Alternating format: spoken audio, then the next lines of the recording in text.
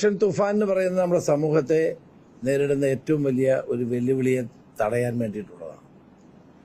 ആരോഗ്യ, എക്സൈസ്, അതോടൊപ്പം തന്നെ വിദ്യാഭ്യാസ ഈ ഡിപ്പാർട്ട്മെന്റുകളെ കൂടി സംയോജിപ്പിച്ചുകൊണ്ടാണ് ഓപ്പറേഷൻ തുഫാൻ നടപ്പാക്കുന്നത്.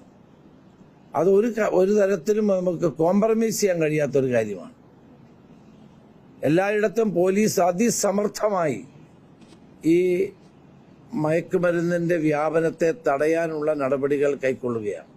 ഞാൻ പ്രത്യേക നിർദ്ദേശം കൊടുത്തിട്ടുണ്ട്. ഒരു പോലീസ് ഉദ്യോഗസ്ഥരും ഒരാളുടെയും ശുപാർശകൾ ഈ കാര്യത്തിൽ കേൾക്കാൻ പാടില്ല. ഒരു പോലീസ് ഉദ്യോഗസ്ഥനും അവരുടെ ഡ്യൂട്ടിയിൽ ഒരു ശേഷം വെള്ളം ചേർക്കാൻ പാടില്ല. അങ്ങനെ ഏതെങ്കിലും പോലീസ് ഉദ്യോഗസ്ഥൻ പ്രവർത്തിച്ചാൽ അവരുടെ പേരിൽ നടപടി ഉണ്ടാകും. രാഷ്ട്രീയ നേതാക്കന്മാരുടെയോ അല്ലാത്തവരുടെയോ ശുപാർശകൾ കേൾക്കാൻ പാടില്ല. കാരണം ഇത് കേരളീയ സമൂഹത്തിന് ഏറ്റവും ആവശ്യമുള്ളൊരു കാര്യമാണ്.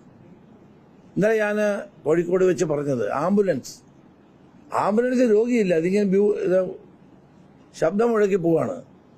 പല ആംബുലൻസിലും ഇത് ഡ്രൈവർമാർ മയക്കുമരുന്ന് വിൽക്കാൻ അത് പ്രേരിപ്പിക്കുന്നതിനുള്ള പരാതി ഉയർന്നു വരും. അതുപോലെ തന്നെ നമ്മുടെ ഫുഡ് കൊണ്ടുവരുന്നവരുണ്ടല്ലോ,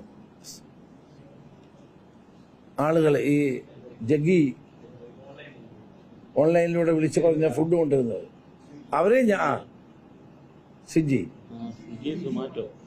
സൊമാറ്റോ തുടങ്ങിയ സ്ഥാപനം, അവരെ പറ്റിയും പരാതി വരുന്നുണ്ട്. എനിക്ക് അവരോട് പറയാനുള്ളത് മുന്നറിയിപ്പാണ്, ഈ പരിപാടി അവസാനിപ്പിക്കണം.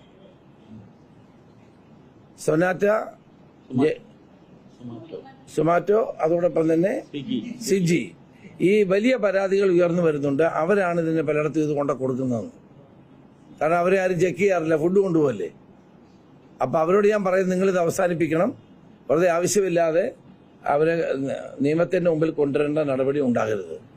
ഇതുവരെ ചെയ്തൊക്കെ ചെയ്തു, ഇനി ഇത് അവസാനിപ്പിക്കണം. ഇത് ചെയ്താൽ അവരെ ഞങ്ങൾ പോലീസ് പരിശോധിക്കും, കർശന നടപടി ഇക്കാര്യത്തിൽ ഉണ്ടാകും. 26-ാം തീയതി കേരളത്തിലെ 140 നിയോജക മണ്ഡലങ്ങളിലും ഓപ്പറേഷൻ തുഫാനുമായി ബന്ധപ്പെട്ട് MLA-മാരുടെ നേതൃത്വത്തിൽ പരിപാടികൾ സംഘടിപ്പിക്കുന്നുണ്ട്. ഇതിന് പ്രതിജ്ഞയെടുക്കുകയും അതോടൊപ്പം തന്നെ തെരഞ്ഞെടുക്കപ്പെട്ട ഒരു സ്കൂളിൽ ഓരോ നിയോജക മണ്ഡലങ്ങളിലും അന്താരാഷ്ട്ര മയക്കുമരുന്ന് വിരുദ്ധ ദിനമാണെന്ന് ഈ ജൂൺ 26 അന്ന് എല്ലാ നിയോജക മണ്ഡലങ്ങളിലും പരിപാടി ഉണ്ടാവും. MP-മാർ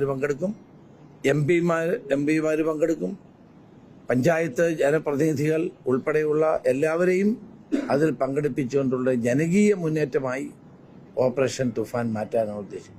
ഓപ്പറേഷൻ തുഫാൻ മൂന്ന് കാര്യങ്ങളാണ് ചെയ്യുന്നത്. ഒന്ന്, ഓപ്പറേഷൻ സ്ട്രൈക്ക്, പോലീസ് കടന്നു ചെന്ന് അത് റെയ്ഡ് ചെയ്ത് പിടിക്കുക.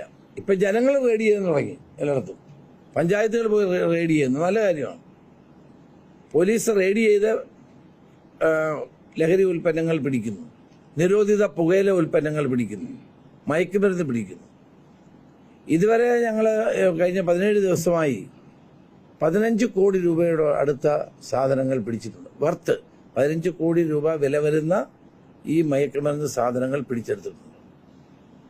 അതുപോലെ തന്നെ 3000-ത്തിലധികം ആളുകളെ അറസ്റ്റ് ചെയ്തിട്ടുണ്ട്. രണ്ടാമത്തേത് തുഫാൻ വാരിയേഴ്സ്, എല്ലാവരെയും വാരിയേഴ്സ് ആക്കുന്നു. അതിന്റെ ആദ്യത്തെ വാരിയേഴ്സ് മോഹൻലാലാണ്. ഇന്നലെ ഞാൻ കുറച്ച് മത നേതാക്കളെ കണ്ട് അവരെയൊക്കെ ഓപ്പറേഷൻ തുഫാൻ വാരിയേഴ്സ് ആക്കിയിട്ടുണ്ട്. കേരളത്തിലെ എല്ലാ SPC കുട്ടികളും തുഫാൻ വാരിയേഴ്സാണ്.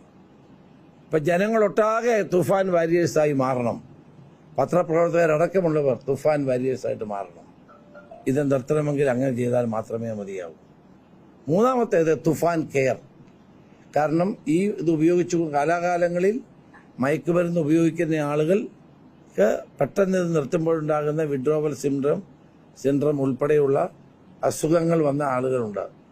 അവരെ ട്രീറ്റ് ചെയ്യാനുള്ള നടപടിയും ഞങ്ങൾ കൈക്കൊള്ളും. അങ്ങനെ 3 ഘട്ടമായിട്ടാണ് ഇത് ചെയ്യുന്നത്. 3 ഘടകങ്ങളാണ് ഇതിനകത്തുള്ളത്. ഓപ്പറേഷൻ തുഫാൻ ഒരു വൻപിച്ച വിജയമാണ്. കേരളത്തിലെ ജനങ്ങൾ ഇത് ഏറ്റെടുത്തിരിക്കുന്നു. ഇതിനകത്ത് ജാതിയോ മതമോ രാഷ്ട്രീയമോ ഒന്നുമില്ല. ഇത് ഭാവി തലമുറയെ രക്ഷിക്കാനുള്ള ആഭ്യന്തര വകുപ്പിൻ്റെ ഒരു വലിയ മുന്നേറ്റമാണ്.